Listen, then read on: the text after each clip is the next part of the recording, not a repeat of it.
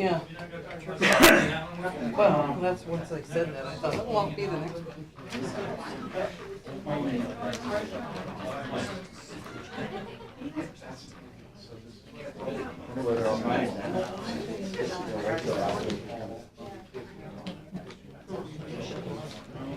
Excuse me?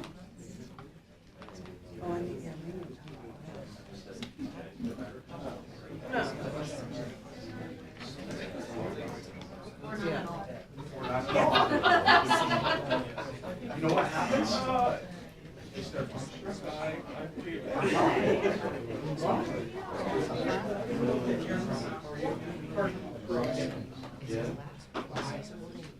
Schedule Smith. What?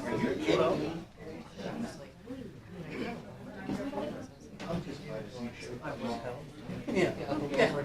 Yeah. Been there, done that, yeah. Not your girl.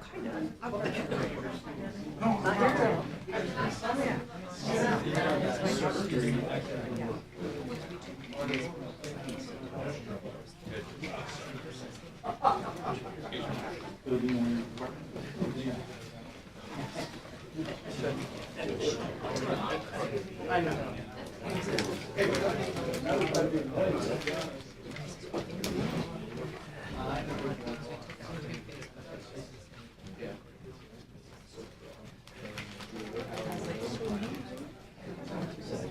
Giving Matt the day off.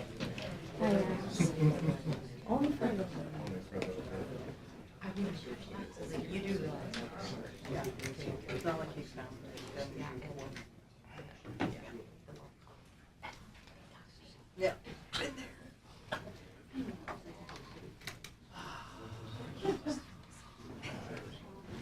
So, what's his name? That was cool. How are you? I don't know if I could be any. I don't.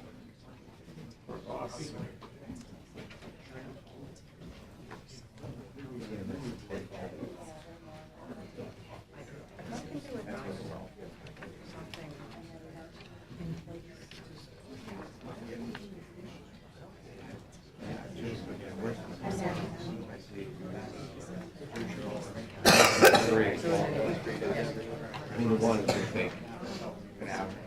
The one, he's broke up in a chat.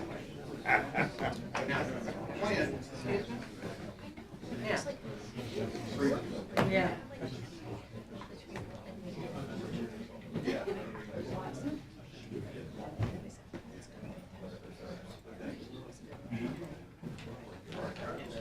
Right.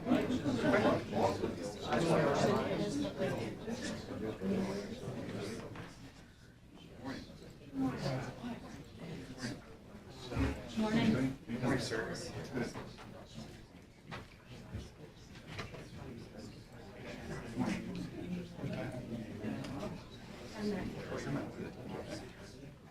Yeah. Sorry.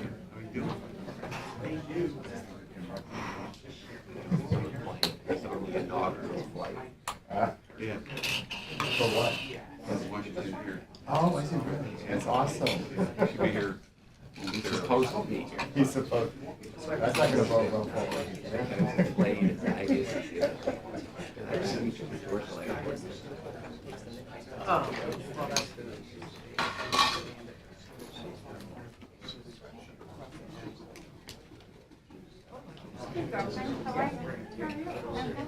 Oh, that's Like a new good. job? Copy and This paste. is not new anymore, but yeah, good. Well, they just pulled up out front and we were wondering why. Now I know. Their lights weren't on, so that was good.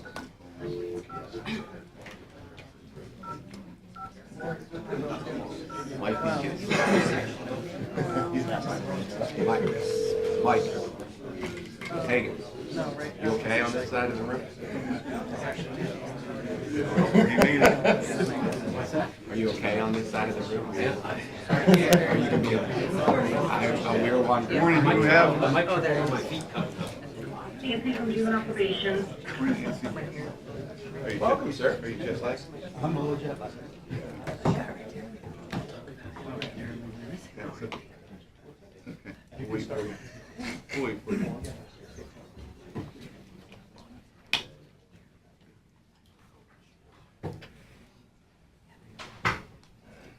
he would have waited 10 more minutes, he could have made a really true mistake.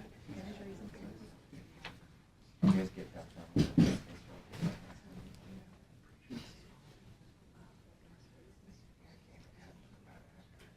you get it? Yeah, we only got the first 2 innings. First one, we missed. We were able to start. That second. First hour. You don't realize, I remember we had a game in the course of one of my kids was in first grade. The kids out of sport. They're showing up. What happened is they're over. And they said they drove in 87 and right when it got to about Snyder's Farm, it stopped.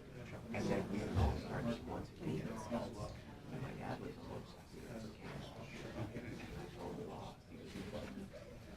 He said it's one. So I said, we did drop it. So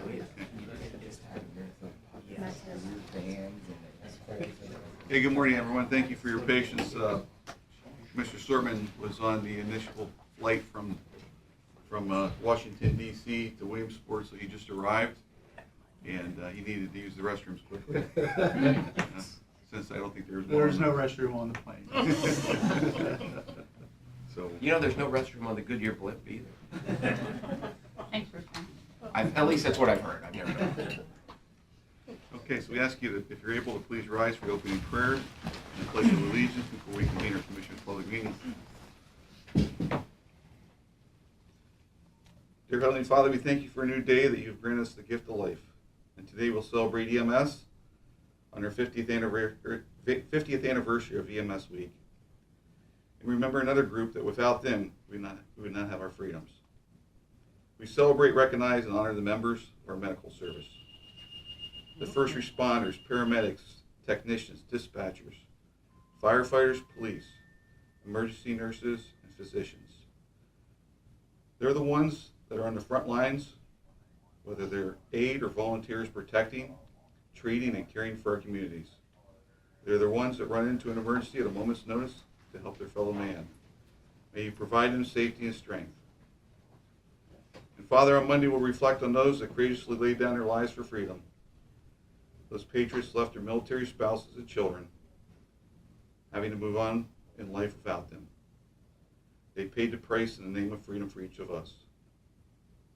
Lord, bless their families and fill their homes and lives with strength and peace. Father, you have yourself have taught us that is greater love that has no one than this, to lay down one's life for your friends. And may we always honor their memories. Guide us that we will properly care for the wounded comrades. Keep us alert that we remain vigilant and watchful caretakers of the freedoms and liberties that gave their lives. We remember President Ronald Reagan's words, freedom is never more than one generation away from extinction. We didn't pass it to our children in the bloodstream. It must be fought for, protected, and handed on to them to do the same. Lord, help us to remember that freedom is not free, and for us to be worthy of their sacrifice. Let us always stand for the flag in memory of those who shed their blood. We thank you for the brave men and women who have fought and continue to defend our nation. And Lord, this morning we celebrate those that rush to save our lives and remember those that gave up their lives fighting and protecting our freedoms. Now may our meeting be in accordance with your will. These things we humbly place before you in your name. Amen. Pledge allegiance to the flag of the United States of America and to the republic for which it stands, one nation, under God, indivisible, with liberty and justice for all.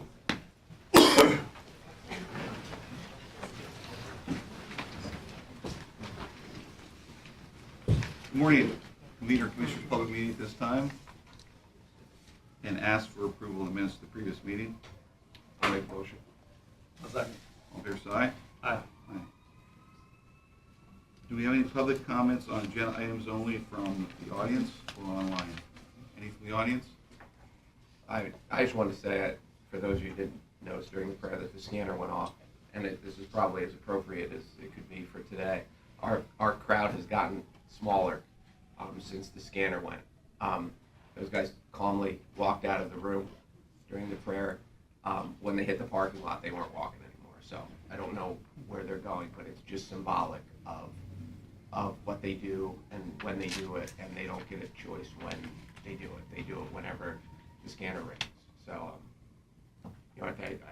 just we hope they're safe, and we hope where they're going isn't as bad as it seems. But it seemed bad when I saw them in the parking lot. So, Thank you. Any comments from online? Yes. Lyco Secrets. I have a public comment on the proclamation, National Alliance of Mental Health Awareness Month, Kelly Gordon agenda item.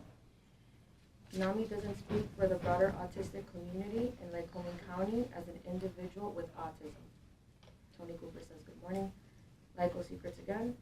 Kelly Gordon has made a series of bad life choices, starting with a master's degree from the University of Phoenix and leading through her DUI. I personally believe she should be fired from a position as CASSP coordinator at the Joiner Board. She also motioned to withdraw her guilty plea in her DUI case, evidence of failure to take personal responsibility for her actions. Deanna Kimball says, why don't you find something better to do? Discussing that you are harassing and stalking someone during this solemn and hopeful moment for people. That is all. Okay, thank you. Okay, with that said, we'll have a proclamation on National Alliance on Mental Health Awareness Month. Commissioner Musi. this is not a short proclamation. Whereas mental health includes our emotional, psychological, and social well-being. It affects people in our communities, how we think, feel, and act. It also affects how we handle stress, relate to others, and make choices. And whereas Centers for Disease Control and National Institute of Mental Health, among other organizations, report that 50% of all lifetime mental health disorders commonly begin at the age of 14 in adolescence, and 75% by age 24. Suicide is the second leading cause of death for people aged 10 to 14, and the third leading cause of death amongst those aged 15 to 24 in the United States. And whereas a lack of mental health awareness leads to devastating impacts on the well-beings of individuals and communities. Suicide is the 12th leading cause of death overall in the United States, and 46% of people who die by suicide have had a diagnosed mental health condition.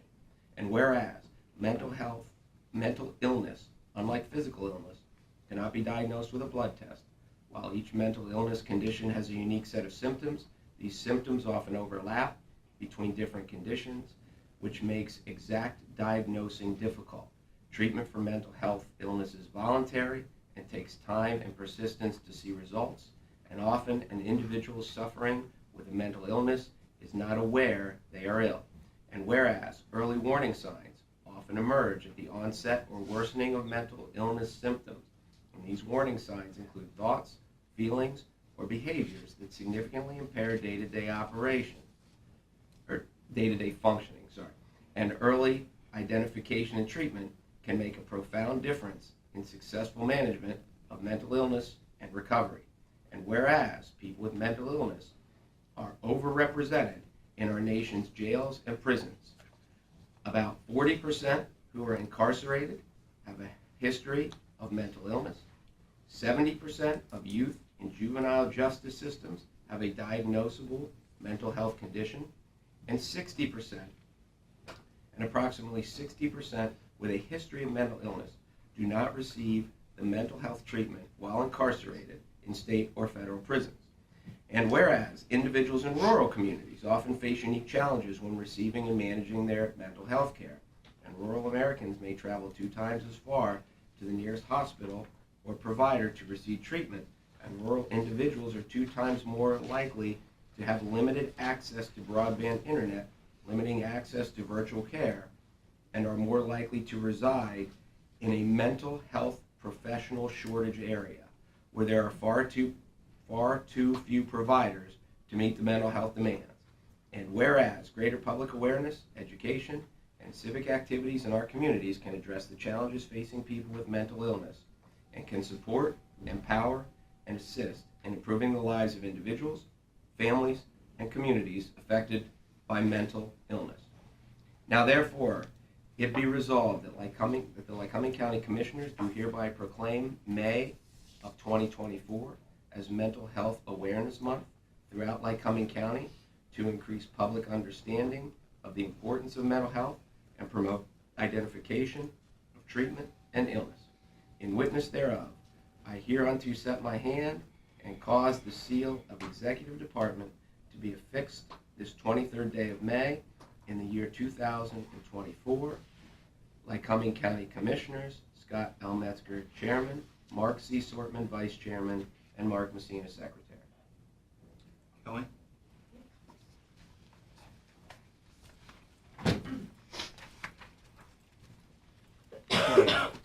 I'd like to say something before Kelly does. Yes. I've recently joined the board of NAMI, and I'm very proud of Kelly. I am Krista Rogers. I'm the Lycoming County Controller, and we as human beings have all made bad decisions, and we as parents have children who have made bad decisions, and to be called out when we are coming together, thank you to the commissioners for proclaiming May as Mental Health Awareness Month.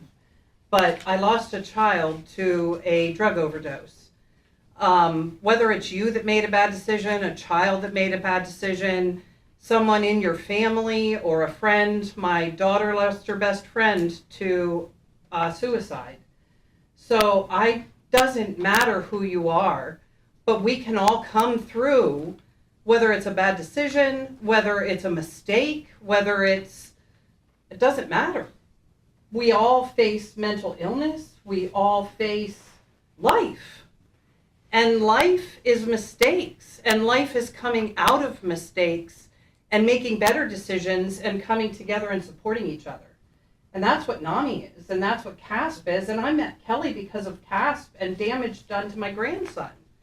So I hope that whatever this was doesn't damage you, and that NAMI can help people, and that if you're being hurt or you are hurting, that you reach out to, whether it's NAMI or to a friend or to me or to Kelly or to someone beside you, or that you reach out to someone that you know is hurting, because we're in this together as human beings, and it matters, and you matter.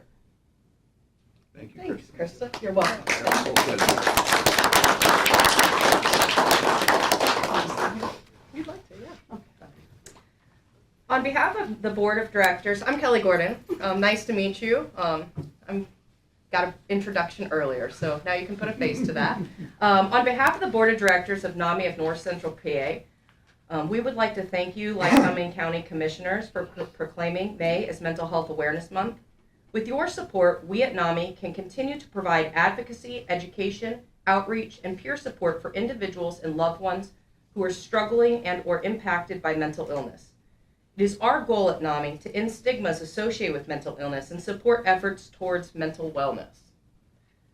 Opportunities such as this today can offer an olive branch in bridging those gaps and sends a message to the community that you're not alone. Being here today and talking about mental health removes the isolation for those who struggle and creates a community of help, awareness, acceptance, forgiveness, and compassion. As a community, what we believe about mental illness determines what we do and the success of our community. If we as a community believe nothing can be done, then nothing will be done. We at NAMI of North Central PA are only volunteers. We are proud to be part of Lycoming County community and dedicate our time in advocating for strong mental health programs and resources and the wellness of the community. At NAMI, we encourage you to check in with the people around you, assist others in learning about resources for help, and ask the hard questions. Are you okay? Are you having thoughts of killing yourself? Do you have a plan or access to weapons that can be used or to harm yourself or others? Ask what they need to feel safe. By asking the hard questions, not only could you save a life, but you're also offering others to have a voice in pain and isolation. NAMI of North Central PA can come out to your communities, your local Kiwanis groups, Granges, work settings, and provide education on mental health and available resources. We currently host the Suicide Prevention Committee, which is a strong collaboration of county partners, parents, survivors, educators, community resources. And we do welcome anybody to come volunteer with us. Today, though, offers a tangible hope as you, commissioners, recognize May as Mental Health Awareness Month. The message, "You are not alone," means you're not alone in your pain, in your struggle, in your quest to seek help, or to be understood, or to be heard. This is a fight we are in together, and as many of us, including myself, have struggled with mental illness, which you guys were made aware of. As Kevin Hines said, a pain shared is a pain halved. On behalf of NAMI of North Central PA and the community, we humbly thank you, commissioners, for allowing us to proceed this proclamation. Thank you. Thank you, Kelly. What does NAMI stand for? The National Alliance of Mental Illness. No, we thank you for coming. It's societally we're doing better with mental illness. It's a great challenge for us because, as it said in the proclamation, it's if someone has a cold, you can tell immediately from just being around them.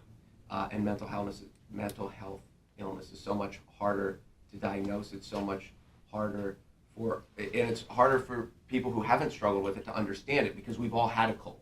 We've all had the flu. So when we see someone else going through it, we can relate. But those of us who haven't,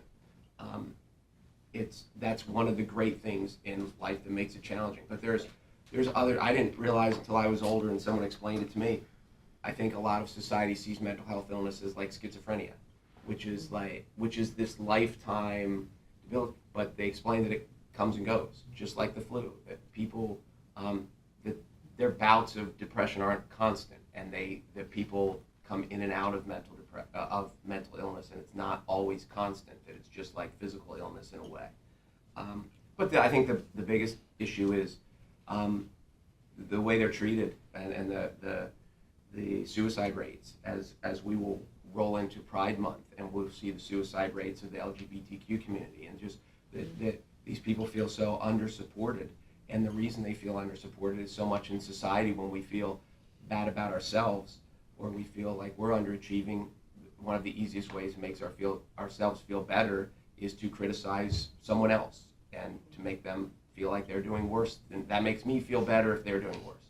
So it is a complicated issue, and just trying to teach empathy and is the start from everyone, because it's we talk about reaching out to these people and asking them, are you okay? Are you okay? If we could just be kind to the people who are different and people who are struggling and not be so quick to condemn or to criticize. And we're all different. Absolutely. Absolutely. So we appreciate your work as well. And as Krista said, we all have a lifetime of things that we look back and wonder why we did it, and if we had to do it over again, we would do it differently. And hopefully we do look back and see the things and realize, I probably shouldn't have done that, and next time I'll do it different. And so, but we thank you for your work and all your dedication to helping the people. Thank you, commissioners. Thank you for your work. The awareness is so important to education. We've heard people use the terms, well, that person's nuts, that person's crazy, and they're harsh words. And they don't understand what those people are going through. And everybody at some point suffers anxiety, they suffer fear, they suffer loneliness, and these are all traps of the mental health. It continues to be like a downward spiral. And until you recognize it and get those individuals the help they need, we don't want them to end up with suicide. Suicide is final. That's it. I've had several friends that have taken that route. I have one that was extremely close friend growing up and as an adult. He took his life. I walk by his grave often when I walk my dog. He left his family behind. He left his friends behind. he didn't think about that when he was going through it because he wasn't thinking clearly. Because as we stood at his gravesite a year after he had passed, and we had a ceremony, the pastor was there, said, I want you to look out over the cemetery and look down over those homes down there. They're beautiful homes. But we don't know what's going on inside those homes. We see the outside. You know, he was very successful, and within 6 months, his life just collapsed. And he felt that was his way out. And he's sorely missed. And everybody has a story like that of somebody who knows that went down that route. We have to try to prevent that. We have to reach out. And we have the EMS crowd in the audience today. They experience this every day, these calls that they receive. You know, Jock, you experience it every day. Yeah. You see... Had, 11 suicides already this year that we've investigated, so that's a significant number for us, and tragic, preventable deaths. Get the help out to these folks, and I work with Kelly and the NAMI group and the suicide prevention group to try and keep them going, keep doing what we're doing. Hopefully, we just don't know whose life we're impacting, but hopefully it's someone. If it saves one life, it's all worth it. Absolutely. Reach out to them. You know, ask those questions. Are you okay? What can I do for you? It's so important, you know, to be nice to people. Is walk by somebody with a smile. It might make a difference. And let them know they're not alone. So we want to thank you for being here Thank you, Commissioners. and the work that Yeah. you do, and Thank the you. board, the NAMI board, what they do. Commissioner, Thank you. you have anything? No, you guys summed it up. Nothing additional. May I add one comment, and it's luckily a positive one, so I'd like to tell her online Okay. regarding the proclamation. Yes. Deanna Kimball, outstanding representative for behavioral health. We are so fortunate to have her as part of our system. Oh, thank you. Okay, thank you. We have the proclamation we'd like to give to you. And take a picture with you, please. I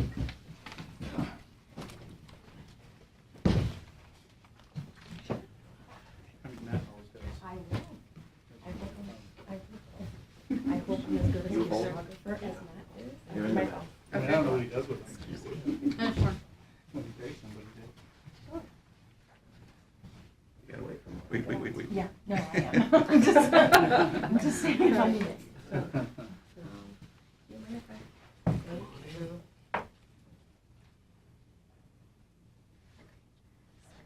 Sorry. Okay. Big smiles.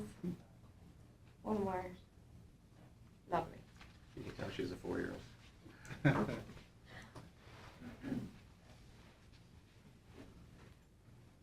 Thank you. Thank you. Thank you, gentlemen. Thank you.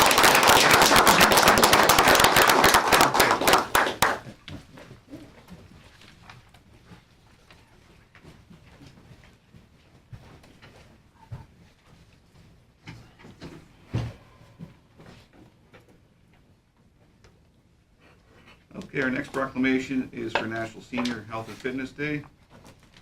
Commissioner Sorton. We have Kathy Sty with us. Good morning, Kathy. Morning. Morning, Good morning, Proclamation. everyone. Oh. I'm Kathy Sty. Thank you so much. Can you have me read the I'll read proclamation? first, and then you Oh, go. I'm sorry. No, that's all right. That's okay. What she put Can you you in tell your I'm place? nervous? You did, I was gonna let her go. No, you can stay standing up here, though. Senior Health and Fitness Day Proclamation. Got a little bit of a glare there. Whereas May 29th, 2024 is designed as National Senior Health and Fitness Day, and whereas it is the nation's largest annual older adult health and wellness event with more than 100,000 seniors participating at local events across the country on the same day. And whereas the goals of the National Senior Health and Fitness Day are to promote the importance of regular physical activity and to show what local organizations are doing to improve the health of older adults in the community. And whereas it's appropriate to honor our mature citizens, that's a terrible word, mature citizens, but that's okay, for their many contributions to the vitality and the strength of their community. And whereas the United States Surgeon General has determined that regular physical activity results in significant health benefits and improved quality of life for older adults. And whereas an older adult can participate in activities that improve and maintain their health. Now therefore be it resolved that the Commissioners of Lycoming County proclaim May 29th as Senior Health and Fitness Day throughout all of Lycoming County, and urge all citizens to support the efforts of the local organizations that encourage older adults to enhance their lives through regular physical activity. Lycoming County Commissioners Scott L. Metzger, Chairman, Mark C. Sortman, Vice Chairman, and Mark Messina, Secretary. Thank you. Hey, Kathy. Good morning. Good morning. I don't have much to add. I just, after Nami spoke, mental health, physical health, it all works together. Physical activity is the single most, I lost the word, thing that people can do to address chronic illness, to help with mental illness, thank you so much for recognizing the contribution not only that seniors make, but the fact that by keeping moving, seniors can continue to lead an independent and successful life. And I want to invite everybody to work out with me on May 29th at CrossFit Tried and True in Muncie. The gym will be open all day, and I'd love to see you there. Thanks. Thank you.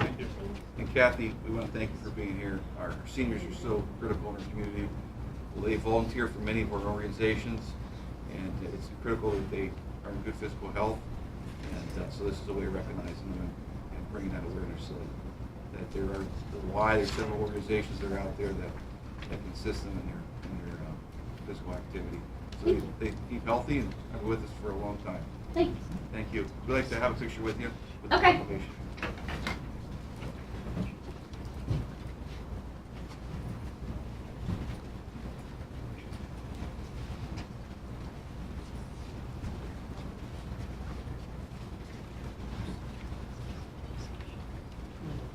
you.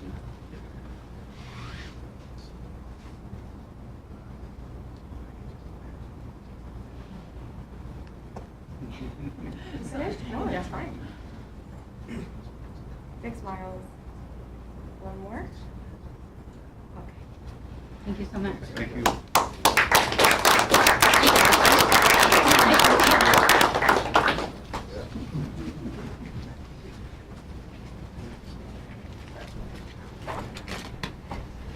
To roll that into mental health as well, my mother is 80, and she goes to a older yoga session.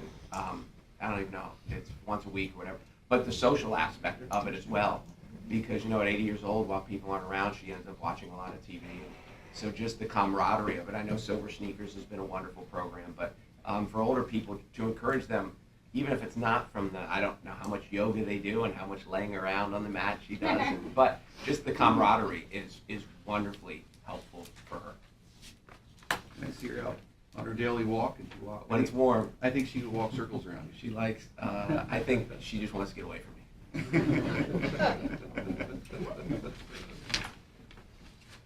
Okay, our next proclamation is for the Emergency Medical Service Week.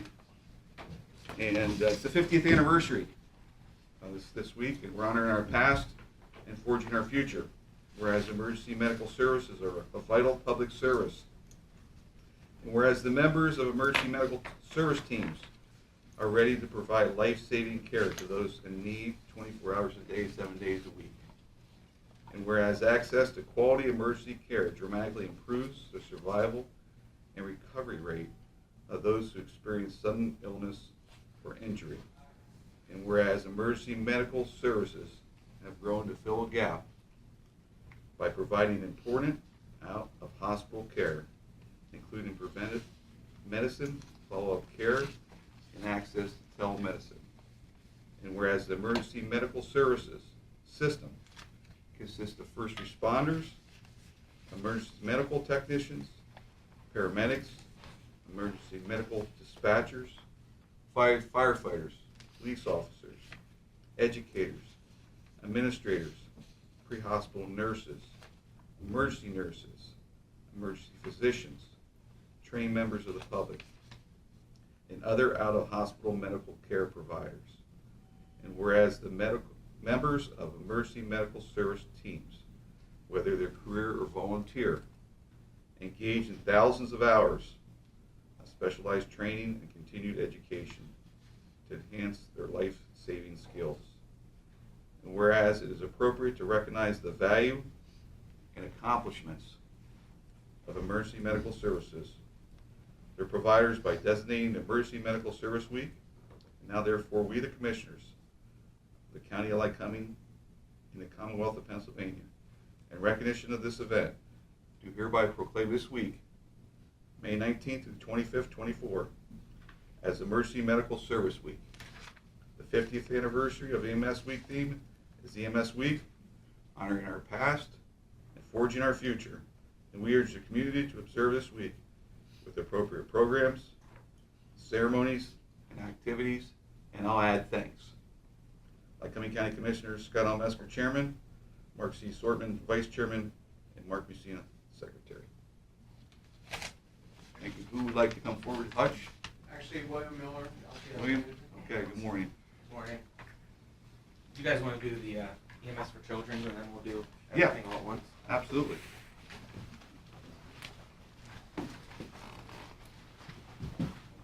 On May 24th, 2024, celebrate EMS C Day, whereas millions of children receive emergency medical care each year due to illness or injury, and whereas the needs of children are different than the needs of adults in medical emergencies, and whereas the goal of emergency medical service for children is to help the state and communities prepare for an emergency involving a child by helping emergency medical service agencies and emergency departments becoming pediatric ready, and whereas the Emergency Medical Services for Children program supports research and improves science to drive transformation of emergency care services, including the pre-hospital settings. And whereas in 2024, Emergency Medical Services for Children celebrated its 40th year of reporting improved outcomes for acute illness and injured children across the nation. And whereas Emergency Medical Services for Children relies on established partnerships within the EMS community, as well as multidisciplinary teams of providers across the emergency care continuum to help states and communities to help reduce child and youth disability and death due to severe illness and or injury. And whereas Emergency Medical Services for Children, the hundreds of thousands of pre-hospital and hospital-based clinicians, and serves the professional organizations of federal agencies with its partners, and the patients and families it engages are committed to ensure high-quality emergency care for children.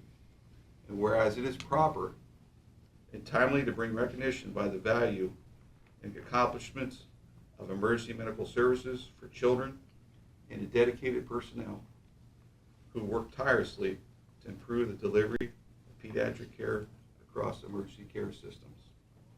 Now therefore, the Commissioners of Lycoming County and the Commonwealth of Pennsylvania do hereby proclaim May 24, 2024 as Emergency Medical Services for Children Day as part of the National EMS Week in Lycoming County, and we urge all citizens and healthcare providers serving the pediatric population to celebrate EMS Week 2024 with theme, honoring the past, forging our future, to become familiar with emergency medical services for children, its programs and activities in our state and nationally, and to support and participate in educational and outreach programs to increase their knowledge of best practices in medical care.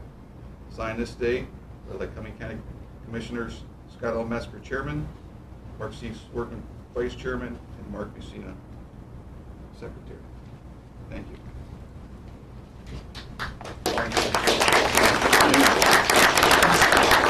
Thank you for both proclamations. Just a little excerpt here. This year marks the 50th anniversary for National EMS Week, and the 2024 theme is Honoring Our Past and Forging Our Future. For many patients, their first interaction in an emergency is with EMS professionals who they trust to come into their homes and work in their communities. Half a century ago, a presidential proclamation called on the nation to support efforts to improve emergency medical care across the country. It also established the first National EMS Week, a tradition we proudly continue today. Much has changed since 1974, yet there is still much we can learn from those trailblazing professionals who helped EMS evolve into the sophisticated branch of medicine it is today. Their dedication, commitment, and sacrifice inspire us to take bold steps of our own to continue to seek out ways to better serve our patients and communities. This year we celebrate EMS Week by honoring our past, by taking a pause to recognize the contributions of each generation, the people who dreamed that we could save more lives and have less suffering, and then found ways to make it happen. EMS Week is never just about the past. However, it's also about inspiring the EMS professionals just starting out and the young people who haven't even discovered EMS yet. It's about learning from the challenges and building on the success of the last 5 decades. It's about forging our future, a future in which the next generation has the tools they need to deliver compassionate care and alleviate suffering in all communities everywhere. Honoring our past and forging our future reminds us of the proud history of the profession and contributions of EMS practitioners over the decades. We also must stay focused on the road ahead, evolving, innovating, and ensuring that EMS has the support needed to continue to answer the public's call for help whenever it is most needed. Thank you. Thank you. One thing I read in one of the proclamations, the first one, was, which a lot of people don't realize, and I'll read it again. Whereas the members of emergency medical service teams, whether they're career or volunteer, engage in thousands of hours of specialized training and continued education. And you see our local heroes rush into these scenes to save people. What they don't see is the thousands of hours of education and training. And when I say thousands, it is.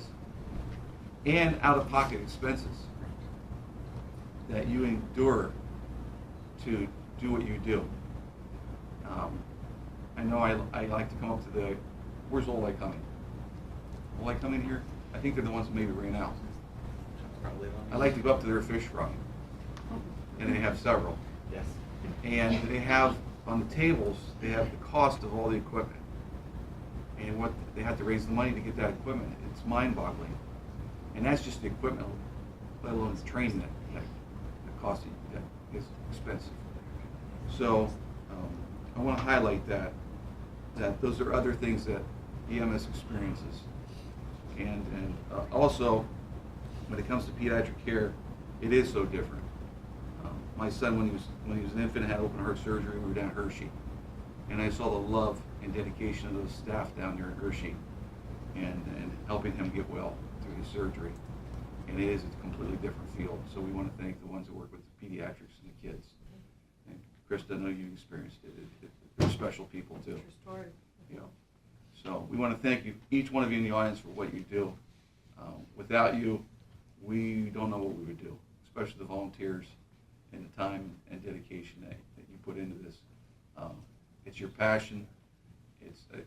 I think it's your call from God to help us in the communities, because you are special individuals and you have that heart of a servant, and we appreciate everything that you do. So this is a small way we can honor you, very small way. But when you see someone who works in this field, please take the moment to thank them, and thank them for their dedication, and their families, because they go out on holidays, they go out nights. You know, their families don't experience a normal lifestyle that most people have, and because their loved ones are rushing out to save somebody else. So thank you. Yeah, just to piggyback on what Scott just said, there's two parts of this that are that really jump out to me is, number one, in society we have lots of jobs that most normal people could do. What you guys do, most people can't do it. Just of what you have to see and what you deal with, most of us couldn't do what you do. And the other part of it is the emergency part. Like Scott said, anytime it comes with emergency, you don't do your job on your schedule. You don't do it when it fits in, or you don't work it around. You go when the call comes, no matter what you're feeling or how you're feeling. And then when you get there, the level of care, it's like, I picture your job as being like a parent, because as a parent, you're at the ready. Except you guys are kind of parents for everybody when the call comes. And when you get there, it's not just about doing the job, but it's about caring while you're there. And that's what makes what you guys do so special, because there are so few people who could do what you guys do. And we know that. I think those of us who don't do what you do know that we probably couldn't do it. And that's why we're so thankful. And as Scott said, it is a calling. You're not doing it to get rich. You're doing it to save lives and to make the world a better place, and we thank you for that. Commissioner? All I can really do is echo all that. I mean, really, truly, and I think that Scott's comment of the calling from God is truly what it's about, because it takes special people, and you've been asked to do this somewhere along the line, and everybody does a great job at it. And without you, we'd be in trouble as a community. So we thank you. Thank you, Commissioner.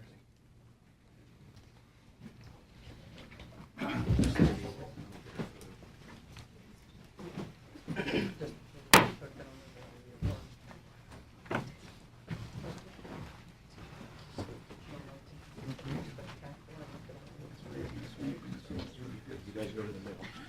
You're the stars.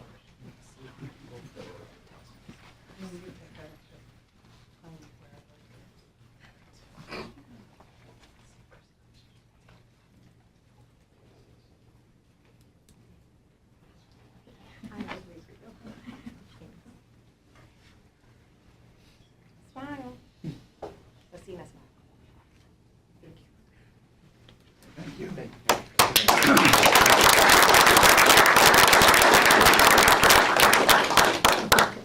you.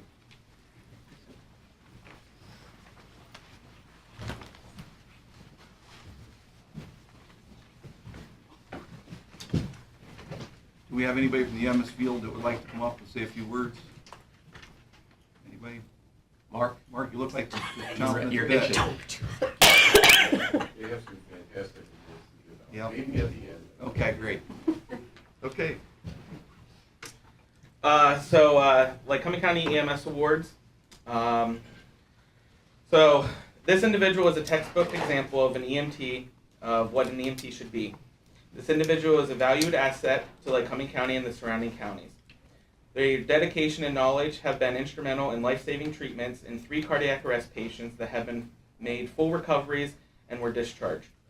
This individual is quick to evaluate and treat patients, quickly recognizing early signs of stroke and many other potential life-threatening conditions. This year's Lycoming County EMT of the Year is Casey Parker, Clinton Township Fire Company.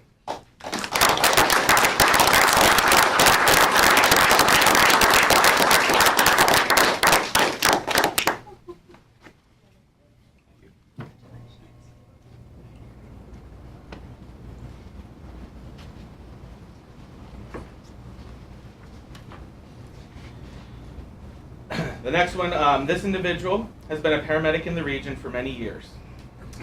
What most people do not know about is all of the hats that this individual wears, playing vital roles in tactical EMS and instructing many of the providers that are currently serving our region. This individual has attended training from all over the country and brings back all of the knowledge and skills that they have learned. This individual has provided a safe feeling to other providers when he is in their presence and providing care for those in need. This year's Lycoming County Paramedic of the Year is Shane Newvine, Druid Shore EMS.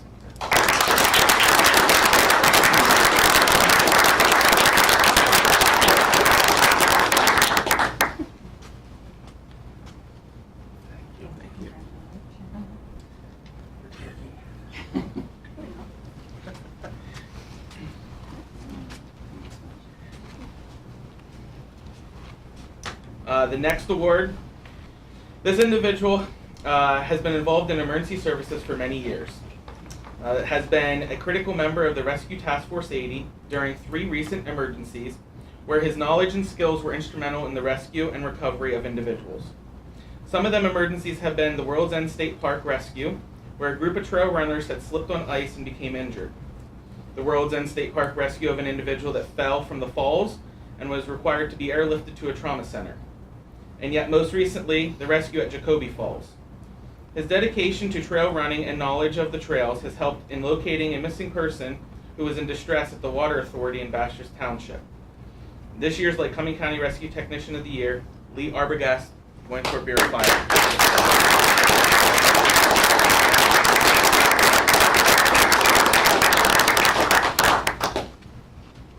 Thank you, sir.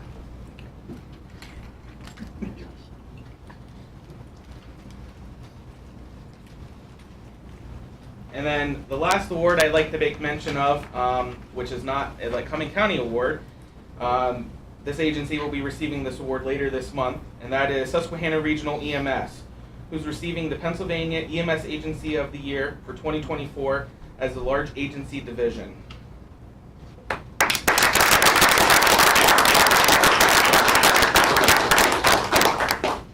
Thank you, Commissioners. Thank you. Do we, Mark, would you like to come up? Hutch, anybody else?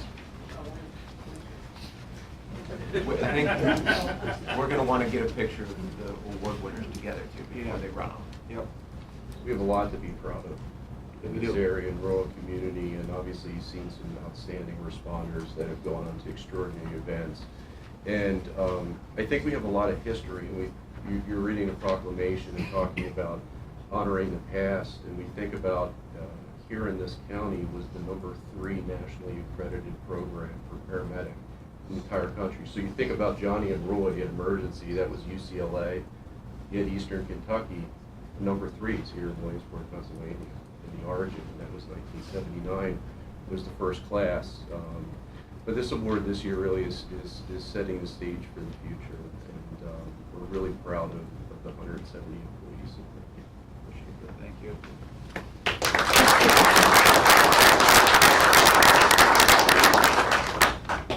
Anyone else? Again, we want to thank you for your service and your families also. We want to thank them also for being there for you and being there for us. And again, we can't do this without you. We appreciate you so much. So you're welcome to stay for the rest of the program. I know the program, I mean the agenda, it's lengthy. Program. It's Your lengthy. popcorn. But you're welcome to leave if you choose to, get back to what you do best. So we appreciate you being here. This is one of my favorite meetings of the year because we get to honor people that deserve to be honored. And so I always enjoy this and seeing the awards. We'd like to get one picture with the award winners up here. And again, thanks for attending. Thank you, Commissioner. You just come up here with the picture quick and we can. Well, I mean, How are you?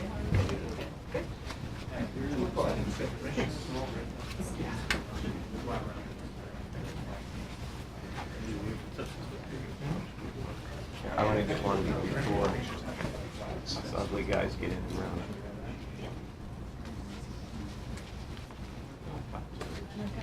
I want one.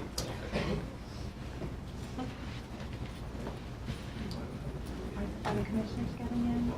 Do you want us in one? It doesn't matter. I can smile.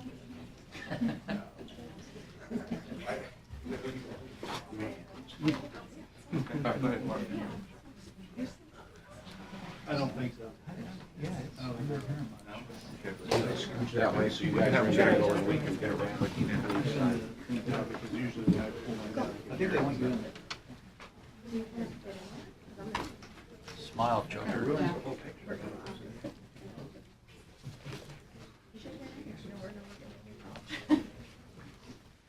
Oh, wait, I gotta go in the next room. Sorry. IT from the back row. Cheese. One more. You know, Matt talks a lot less when he takes a picture, doesn't he?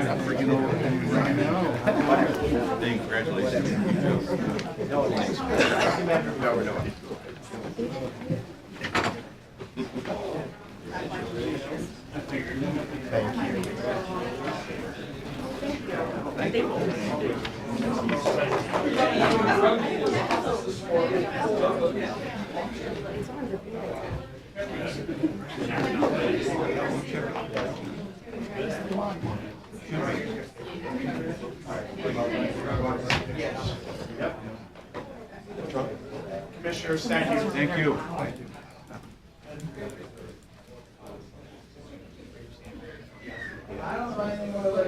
Sure.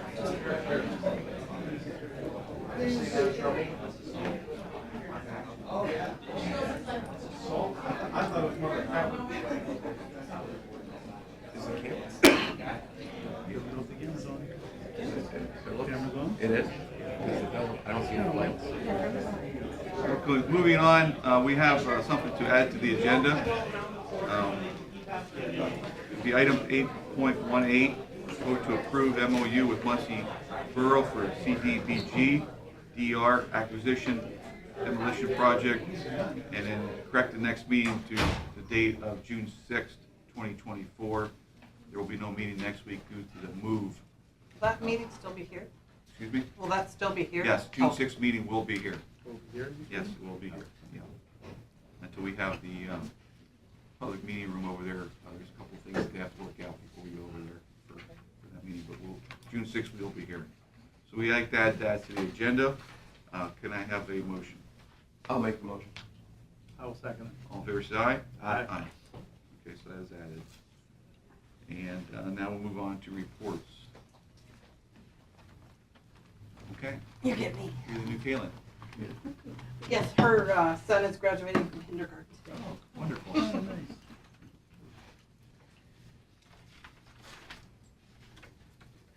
So we have the cash requirements report presented for your ratification or invoices due through May 29th for payment on May 22nd in the amount of $837,411.57. Do you want percentages, amounts, or both for each category? She always reads. She does. Yeah, she does both. Oh, okay. In the general fund, $564,165.89, 67.37%. Grants, ARPA funding, $3,358.05, which is 0.40%. Other grants, $121,171.59, which is 14.47%. RMS is $102,807.72, or 12.28%. Held in escrow, $45,908.32, or 5.48%. Okay, have a motion? I will make the motion. I'll second. Any questions or comments for the controller? Hearing none, all in favor, say aye. Aye. Okay, moving on to information items. I'm just gonna stand here because You're good. You're rolling. Okay. So do you want to read that, or would you have? I can read it. Yeah, go ahead. Under information items in my office, Kaylin Barnes is moving into the internal auditor position full-time, $40,491.36 per year, 75 hours per pay period. Anticipated transfer date of May 26, 2024. Okay, thank you. This time we'll recess Commissioners' Public Meeting for the Salary Board. We can meet the Salary Board this time. I haven't emailed those minutes. I'm not sure why it's on the agenda. Could Okay. we table that? We'll table that, have a motion to table that to the June 6th meeting. I'd make that motion. I will second. All in favor, say aye. Aye. Aye. We'll adjourn the Salary Board this time. We can convene the Commissioners' Public Meeting. Thank you, Krista. Thank you. Personal actions.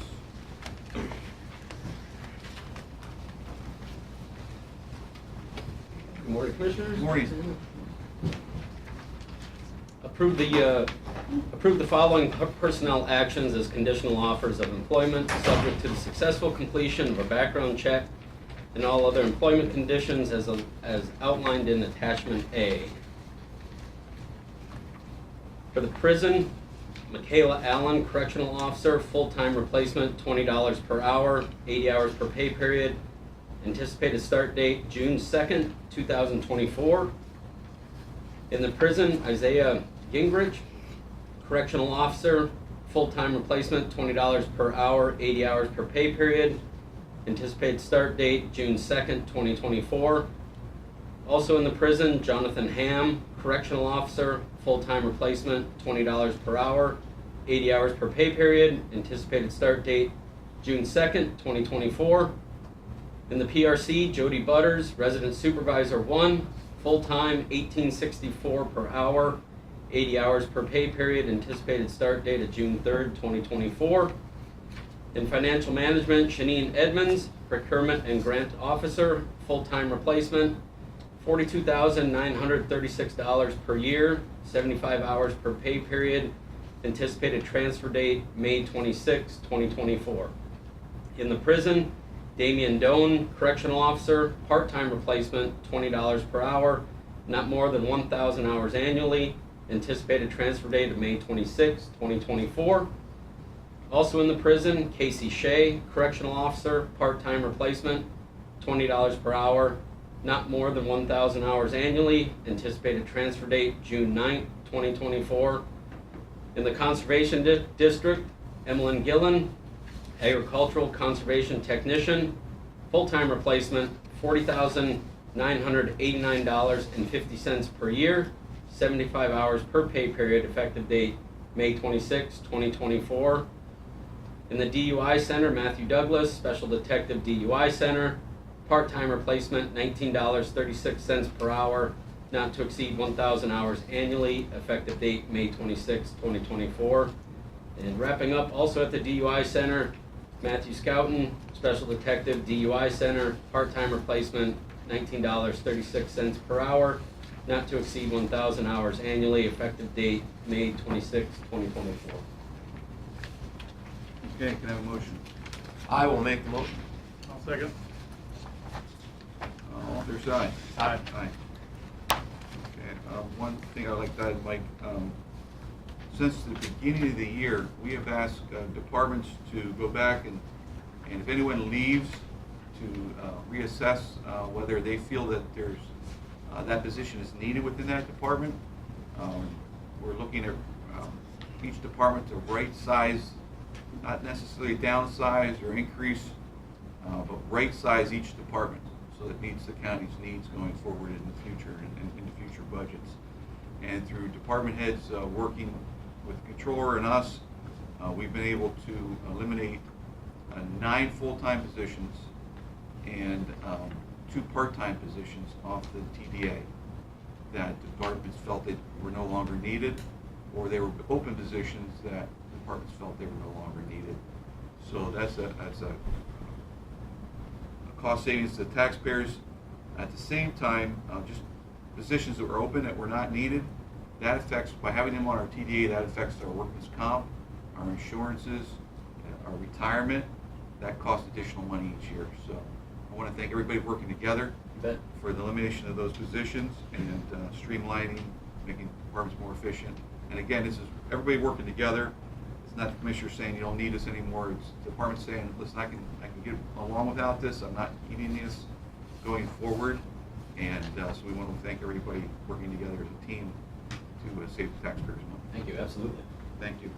And the key to that is, as you said, right side. We're not just slashing, because as society changes, there's, the DA, I don't know how many murder trials he's working on right now, but it's, we just need to adjust. And if we have people that, 10 years ago, this department doesn't need as many people as it did 10 years ago, or, now. So we're trying to, as Scott said, right size, so we just run more efficiently, and that's the key. Streamline and efficiencies. Absolutely. That'll be the topic as we go to budget 2025. Okay. Moving on to action items. Board of Assessment. I'm sorry, I missed. Brooke, I apologize. This time we will recess Commissioners' Public Meeting for the Board of Assessments revisions, and we convene the Board of Assessments revisions at this time. Good morning, Commissioners. Good morning, Brooke. I'm seeking your approval for 2 real estate refunds. The first one is for Buckeye Investments. The house was raised in 2021, but the value was never adjusted. This is for 2 years. The refund amount is $1,470.19. The second refund is for Ethan Christ. His house was destroyed by fire on April 7th, 2024. The refund amount is $909.79. Have a motion? Sure, I'll make the motion. I'll second. All fair side? Aye. Thank you, Commissioners. Thank you. We'll adjourn the Board of Assessment revisions at this time and reconvene Commissioner Public Meeting. Next we have action items. 8.0, 8.1, William Miller. He must look out for you, Okay. So it's vote to approve an amendment to the contract Yeah. with Department of Health. Yep, good morning, Commissioners. I'll fill in William's absence. He's out still celebrating with photos with the award winners. Up for your approval is a renewal of the contract with the PA Department of Health. This allows for the Lycoming, Toga, and Sullivan EMS Council to function through our department, contract the Commissioners of Health since I believe in the 80s. It fully funds that division of public safety and covers the 3 counties for all of the EMS programs. Okay. A motion? I will make the motion. I'll second. All in favor, say aye. Aye. Aye. Thank you. Thank you, Hutch. Next we have 8.2, Beth Baylor. Beth, are you on the line? I am on the line. Good morning, Okay. Commissioner. Good morning. I want to present 8.2 to vote on an agreement with Computer Information Systems in the amount of $452,144 for the new computer-aided dispatch system software. This was not a 2024 budgeted item, but I do have the funds available through 911 funds. This is to replace the Logisys system that we have that is into business, or going out of business, I should say, in December. This is for all the software needed to do our entire main center, plus our backup center. It includes 15 interfaces that we need, plus the gateway, all professional services, documentation, installation, configuration, new system generation, online or on-site training. That's 2 separate weeks, one for system management training and then a week for dispatch training. All records conversion, so all the old records from the old system converted over into the new system, and the first year maintenance and support for the $452,144. Okay. I have a motion. I'll make the motion. I'll second. All in favor, say aye. Aye. Aye. Thank you, Commissioners. Thank you. Thank you. Next we have 8.3, Brooke Wright. Good morning again, Good Commissioners. morning. I'm seeking your approval for appraisal services agreement with Tyler Technology in the amount of $3,484,620.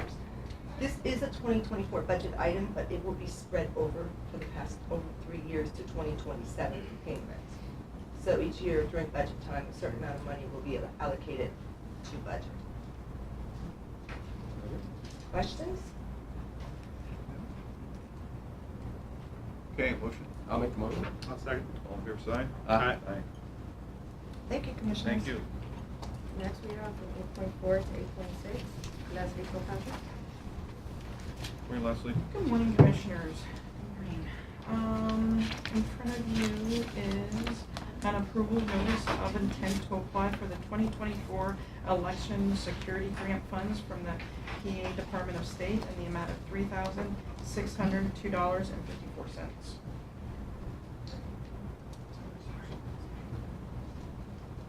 Okay, got a motion. I'll make the motion. I'll second.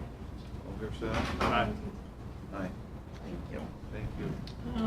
8.5, seeking your approval to approve a purchase for ballot stock for our 2025 elections in the amount of $10,335.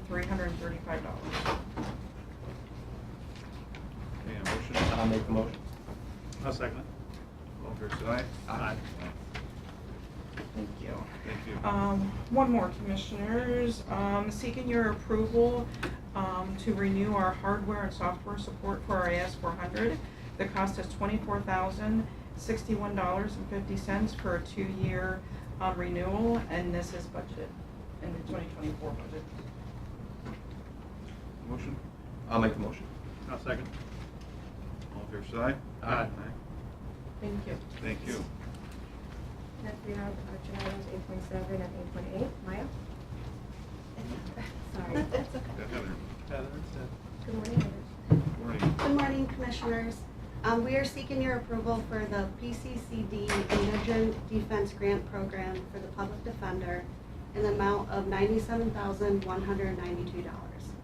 And this will provide an 18-month investigator position starting July 1st, as well as an upgrade to their case management software. And we talked about this in the public defender's office, that the grant went away. Yep. Position would go away. Yep. Possibly, we'd revisit it. Yeah, if we're able to reapply. Yeah. Okay. Motion? I'll make the motion. I'll second. All in favor, say Aye. Aye.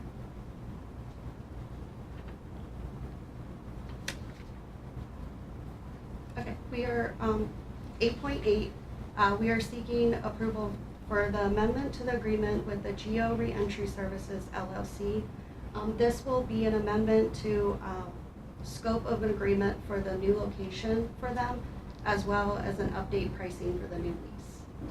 Okay. And last week we tabled this. It was, everything was included in one agreement. We wanted the lease broke down separately from their contract. So we had the one-time cost of the lease and the moving to their new, to their relocation down on East 3rd Street. And then we would talk about their contract moving forward, which is up this year, it's due to expire at the end of this year. And we're negotiating that contract. So we want them separate for transparency and clarification. Yep. So either commissioner want to add anything? No, that's basically, there's the building and there's the relationship, and we wanted to separate those leases, as Scott said, just for clarity and transparency. Okay, motion? I'll make the motion. I'll second. Thank you. We want to thank everybody working on that this past week to get it done so quickly so that the move can happen quicker than later. Thank you. Thank you, Commissioners. All in favor, say aye. Aye. Aye. Next, we have 8.9 and 8.10. Nancy? Good morning, Commissioners. Morning, Nancy. 8.9 is seeking your approval for Justice Works Youth Care 2024 budgeted item. There is a 5% increase this year. Okay. Do we have anybody there? Oh, yes, yes, that program varied a lot. Motion? I'll make the motion. I'll second. All in favor, say aye. Aye. And 8.10 is we're seeking your approval for our Chester County Youth Center, for detention service. And the security detention went up 16.25%. Okay. Motion? I'll make the motion. I'll second. And again, the facilities across the nation continue to shrink, housing our juveniles that need to be put in these settings. It's not only a state crisis, it's a national crisis. As these centers get closed, I want to thank you, Nancy, and your staff for trying to keep the youth in the community the best that you're able to, and your staff, the staff is juvenile is able to. At the same time, locating facilities that need to house those individuals that need to be in those type of settings. So we want to thank your entire staff because it's not an easy chore. And as you see, the costs continue to escalate because there's fewer and fewer across the nation.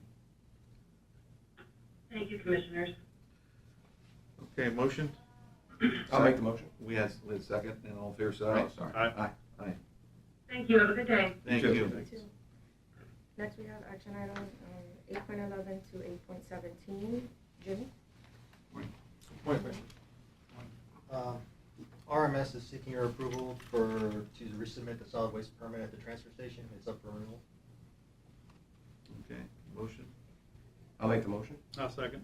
It is a 2024 budget item, so all in favor say aye. Aye. 812, we're asking your approval to purchase equipment from SciTech in the amount of $45,004. This is a required software update for the CAT landfill equipment, and it is a budget item for 2024 as well. Have a motion? I'll make the motion. I'll second. All in favor say aye. Aye. Item 813 is we're seeking your approval to purchase a 4-inch pump from Cleveland Brothers in the amount of $45,500. It is a 2024 budget item. Have a motion? I'll make the motion. I'll second. All in favor say aye. Aye. Aye. Item 814, we're seeking your approval to get an agreement with Dell to support the Solomon software program in the amount of $195 per hour. It is also a budget item for 2024. And have a motion? I'll make the motion. I'll second. All in favor say Aye. Item 815, vote to approve the repair purchase of from Highway Equipment in the amount of $15,709.68. This is to reseal the hammer/lower tool bushing and polishing pistol for the Hammer 2004. It is budget item as well for 2024. A motion? I'll make the motion. I'll second. All in favor say Excuse me, Commissioner, sorry to interrupt. I just want to make a little correction there. It's actually Cleveland Brothers. That was a little typo when they sent over the request. Okay. The one they just voted on, so it's not Highway Equipment, it's not Cleveland Highway Brothers. Equipment. I'm sorry. No, you're fine. No, that changes my. We're all mind. humans. Okay, all in favor say aye. Aye. Aye. Item 816, vote to approve the repair purchase, or did I just read that? Vote to approve the repair purchase from Highway Equipment in the amount of $13,553.56, and that is a 2024 budget item as well. Okay, motion? I'll make the motion. I'll second. All in favor say Aye. And lastly, 817, vote to approve the agreement with Highway Equipment and Supply Company in the amount of $12,500 per month with a $1,000 delivery/pickup fee. This is to rent a 2017 Volvo L2 220H loader, while our 2017 Volvo L350F loader is receiving a new transmission. It's budgeted in as well. Okay, how long do you anticipate in that? That I don't know the answer to, sir. Okay. I thought he had said originally like 90 days, but I'm not 100% positive on that. Okay. We'll just keep track on that, so. Okay, motion? I'll make the motion. I'll second. All in favor say Aye. And I would just make the comment, since there were so many today for the RMS, that RMS is paid for by themselves, not out of taxpayers' dollars. Thank you, sir. Thank you. Okay. And 8.18, Kelsey Green. Good morning, Commissioners. Morning, Kelsey. So today I have a memorandum of understanding with Muncie Borough for CDBG-DR acquisition demolition project. It's for 4 homes in Muncie Borough that are all within the floodplain. So I've discussed this with you guys previously. This is just kind of the standard agreement that is coming to you guys now. Motion? Yeah, I'll make the motion. Second? I'll second. Any questions? What has happened with these 4 houses? Do you? In what sense? I'd heard they wanted to be bought out, and the local municipality was not cooperating. So these 4 homes had been on an original list, and when a prior council took over after an election, the new council did not have the same feelings about buyouts and had chosen only 2 homes off of a list to be purchased by FEMA, who funds these. These DR funds are actually through HUD and DCD. The previous ones were through FEMA. And so a new council came in, and I was contacted by one of these homeowners again, and she said there's a new council, do you have funding? And I said, I do have funding at this time, but if you would like to approach council, go ahead and they can contact me and I'm more than happy to come out and speak to council again and put this back on the table. And council contacted me, I came out and spoke with them. I've probably been at the last 5 Muncie Borough Council meetings and worked them through the whole process, got all of their new council members up to date and everything, and went through this process. And so now they are on board with these 4 properties going through the buyout process and then putting buyouts in Muncie Borough on hold until the Army Corps study goes through, which is another big project we have that should be completed. I believe about March of next year we should get our deliverables from the Army Corps, which will give us a more strategic plan of how to approach the multiple flooding and stormwater issues in Muncie Borough. So it's just kind of switch of alignments of how councils want to approach things and different goals and objectives. So Because I was surprised myself also. that if FEMA, being a federal, if they offered you, if they determined that your house was in a buyout zone and they offered it, and the people wanted it, that the local municipality could step in and say no. So how this works is this is completely voluntary on everybody's part. So we can't do takings. So you have to be really careful when running programs like this that we're not doing, like eminent domain type of issues. We're not doing takings, anything like that. And how we run our program here, we take the property and actually it goes from the homeowner straight to the municipality. At no point does the county own the property. I just kind of work on behalf of everybody at the same time. So, yeah, I work on behalf of FEMA, the county, the municipality, and the homeowner all at the same time. So they have to agree to maintain it in perpetuity, to follow FEMA's rules for not building on it, and so they have to agree to that responsibility. And they can say yes or no. It's completely voluntary for the homeowner or the municipality. I didn't think it was fair that if the homeowner said yes, that the municipality could say no. That just didn't seem. The underlying problem for the municipality is pretty simple, as Gus is explaining.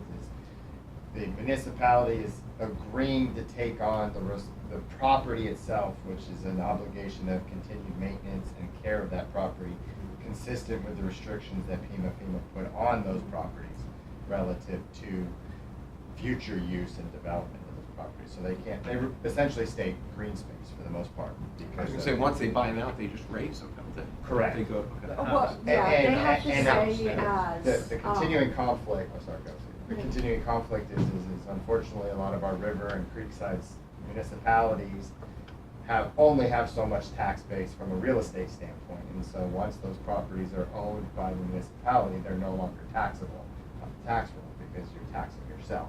Right. And so you see local municipalities struggle with how to address that from a fairness standpoint. I think is the concern I always hear relative to the rest of the taxpayers in the community that bear the burden of that additional tax.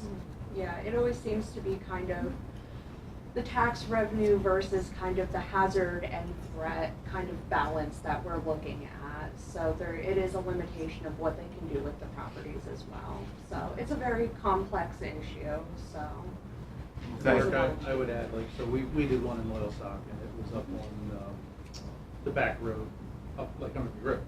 Okay, yeah, up by Heschel. But there was only one. So now we own a piece of land in Loyalsock Township that someone's got to cut that grass between 2 other residential properties. Oh, we have a couple up there. I just did one up on Meadow Lane, and then there's another one there that John did a while back, about probably 2-3 years ago. So there's a couple interconnecting ones there right along the river. So, and they are allowed to restore back to natural floodplain and not be mowed, but that has to be in with your municipal ordinance. So, it can't be a nuisance. if you have a live resident on either side of that Yeah. vacant property. Can you sell it to the neighbor for $1 or don't they? You can lease it to You the can neighbor lease for it. You can $1. lease it, but you can't sell it. And We it may have has made to some stay lawnmower compliant. agreements with them and just said, you use it, if you cut it, you use it. Mhm. Okay. All right, thank you. Any other questions? No, I appreciate it. Okay, motion? Yeah, I'll make the motion, I think we already did. I'll second. Either one. All fair side? Aye. Aye. Don't look. I'm looking on the smart kid's paper over here. He has all the right answers. Thank you guys so much. Thanks, guys. Okay, commissioner comments. Mr. Serpin, you just returned from Washington DC. Yeah, so, a very positive day, I'd say, for Lycoming County and our surrounding areas. We, now, for the first time in, I think, 4 or 5 years, have airline service, so that's an amazing thing. So, it's one flight a day down to Dulles Airport in Washington, D.C., with a lot of opportunities to connection flights. And by the sounds of it, the value's there too. So the pricing to fly out of Williamsport is going to be considerably less or in line with the gas you're going to pay to drive somewhere and the parking you're going to pay to drive somewhere. So, because it's free parking at the Williamsport Airport. I will caution everybody, the plane is not brand new, so you're not going to jump on a beautiful brand new airline that you're going to fly back and forth, but it was a very comfortable ride, very nice takeoff, a very smooth landing here in Williamsport, and for a small plane, really no turbulence. It was very smooth, so I appreciate that.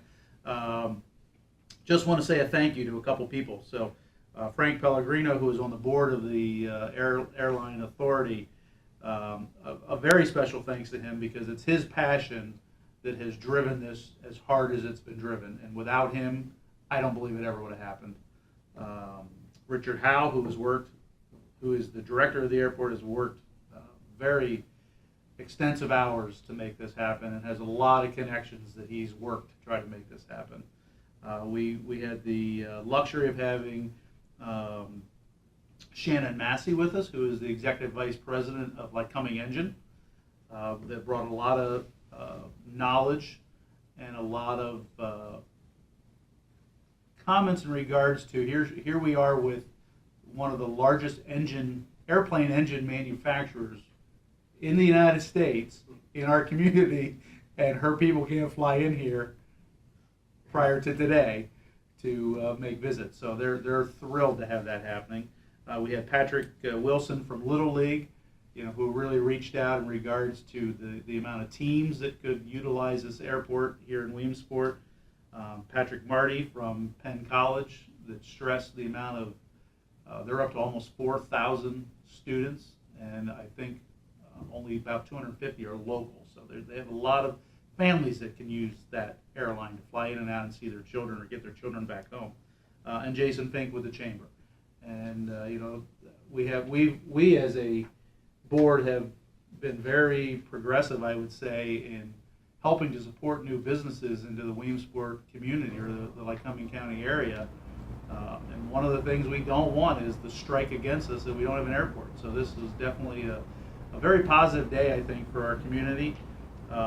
We spent yesterday with Senator Casey, Senator Fetterman, Congressman Thompson, and Congressman Muser, and pushed again for more federal funding or regulations that keep airports in rural communities, because right now all rural communities, just not us, are suffering.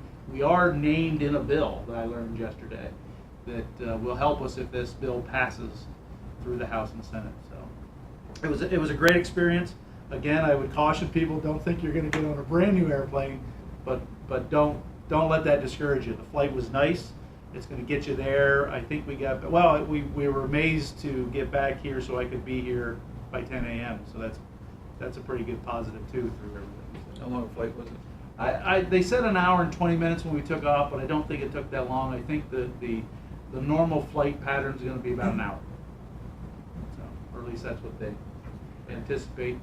Easy, obviously it's Williamsport, so the getting off the plane was super easy. But I think on the other side of the positive is that as you board a plane in Williamsport, it is going to be so much easier than boarding a plane in Philadelphia that you drove to. So. Great, thank you. No, we thought you'd wait and make a dramatic entrance in the middle of the meeting. We didn't think you'd get here on time, so. No, it is a great day, and we just hope people, we understand, you're flying out, you go to DC, and sometimes I'm sure there'll be better connections other places, and it won't work for everyone every time. But if you're looking to fly just to examine it, and like Mark said, you may be surprised when you look at all the aspects of it with the driving, the gas, the parking. You may be surprised how affordable it is as well as convenient. And we hope people can always consider it as an option, because it's certainly better for our area if we've been working here. And again, I've seen a lot of people saying negative things about it's so small and, the service is limited. As Mr. Pellegrino has stated, we have to start somewhere, and it's baby steps. And as we get this in here and it gets utilized more, they've talked about a bigger plane, they've talked about, and they're welcoming other airlines coming in. So by having it open again, we're using the terminal, and at the same time, they continue to work on improving it further down the line for the future. So. And this move keeps TSA here. So we were in jeopardy of losing TSA. This keeps them here. And again, I mean, to both the other commissioners' points, I mean, it's now up to us as a community to utilize this and grow it. It's here now. I mean, that was one of the biggest complaints that I heard while running for commissioner is, what are you going to do about the airport? What are you going to do at the airport? Well, again, it is a baby step, and it may not be, the best baby step, but it's there, and it's workable, and we got to utilize it so we can grow that program. This is a new start to us. It's not a, finish up where we left off. We really are starting from the beginning again. Absolutely. Thank you. Just want to remind everybody that there's several Memorial Day services in the area this weekend. There's the one up on Wahoo Drive at the Veterans Memorial. That's 10:30 on 10:30 or 11. I think it's 11. No, that's what I was going to put in. I think it's 11. Just trying to figure that out. That's Saturday? Saturday, and that's a wonderful service. On Monday, there's a Civil War one up at Wildwood Cemetery that starts at 9 a.m. Matorsville has one at 11. Muncie has one at 11 on Memorial Day. But they're wonderful services that if you can attend, please try to, and remember those that have fought and went on before us and protected our freedoms, and it's vital that we remember their memory. Do you have anything? I've said enough. Mary Rose says you weren't even allowed to talk to them. I know. Look what you've done. Public comment. And yes, ask you to please keep your comments brief and to county issues, please.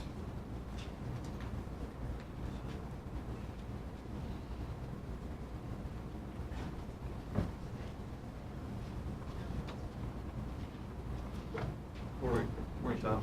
Tom Adams, Williamsport.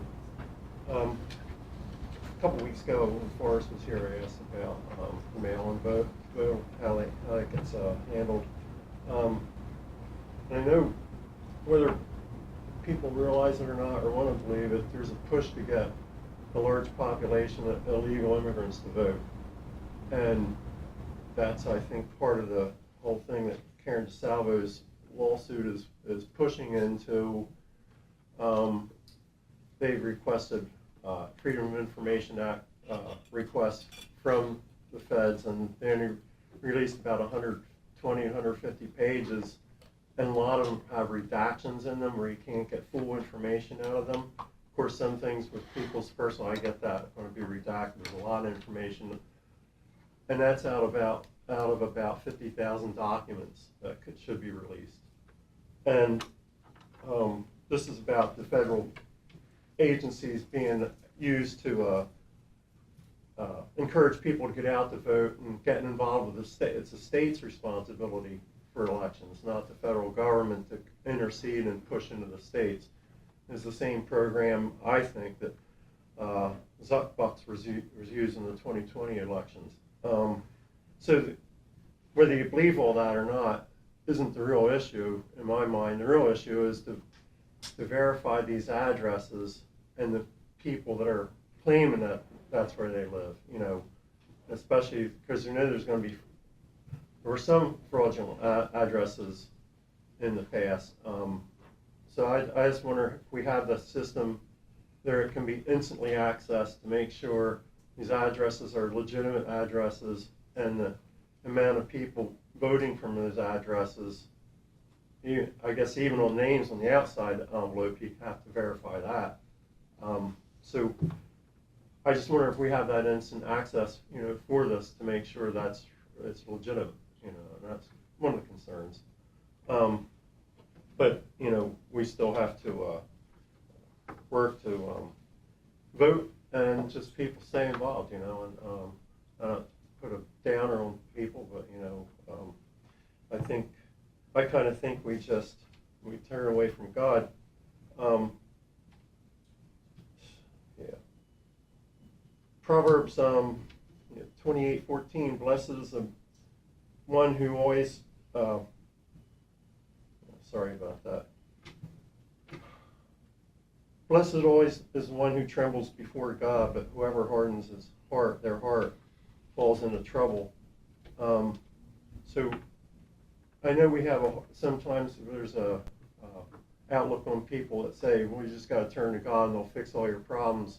And we're talking about the mental health issues and with kids and especially, and sometimes I think there's too many things that presented to kids in this high-tech world that they get a lot of information maybe they're not ready to deal with. And because I want to speak a little bit, you know, about my grandson once again. He has a mental health issue. He would say, well, you could talk to him and get him all. You just got to trust God and you'll be okay. And it seems like he understands that. Turn around and he's a whole different person, you know. And the issue isn't so much that you just got to believe in God, trust in God. Somehow you have to get into these people and build those relationships. Like I think that's the National Alliance does. You know, they try to work with these people and not just tell them what you got to do. And that's been the experience in the past. I think has caused some problems with not dealing with people in the right way. Because I remember when I was a kid in school, we didn't have these kind of, you know, if the kid was maybe a troublemaker or had some problems, they were either pushed off to the side or, you know, just disciplined. Maybe was not out trying to figure everything out about what's going on. So sometimes I wonder if we're too sensitive on some things. In other areas, I think we made some real progress for helping some kids. Because I know Williamsport, once in a while, they have to call the ambulance services there, and it's not just a physical problem. There's someone's having maybe a meltdown or whatever, for lack of better terms. And you know, you look at Psalm 31. David faced a tremendous amount of, you know, just despair. You know, you can see just real. He can go into a deep depression. But one thing that help, I think, people that can deal with depression, because I think we all go through those states, that we get to focus off ourselves and focus on, you know, outside of ourselves. But there's people that can't do that, and that's where we got to build that compassion. And it's hard to understand. We can't always understand. And I got to really say these efforts by the medical community and the emergency responders, especially for this one for the children. I didn't realize they had a special medical services for Children Day, you know, in the past. I mean, it's great. So, I don't know what else to say, but it's just really something important that we need to support. Thank you. Anybody else from the audience? Okay, any online? Yes. Matt Butters, no, they should not be allowed to vote. Not again, only US citizens should be allowed to vote. Anybody else? Okay, we've completed our agenda. We'll be in the middle of our move next week, so we will not have a meeting. And we will be across the street making our move, but we will meet back here in this room on June the 6th. And we look forward to seeing everybody at that time. Do we know, is June 6th the last one here? Do we have we're not sure. We're not quite sure. It'll be close. Okay. Yeah. Things are tying up over there in the meeting room. Okay. We are adjourned. Thank you.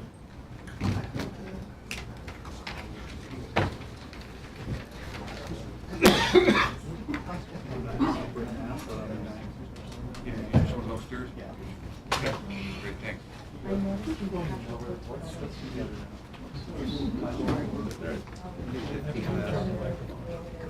know. We don't know what happened.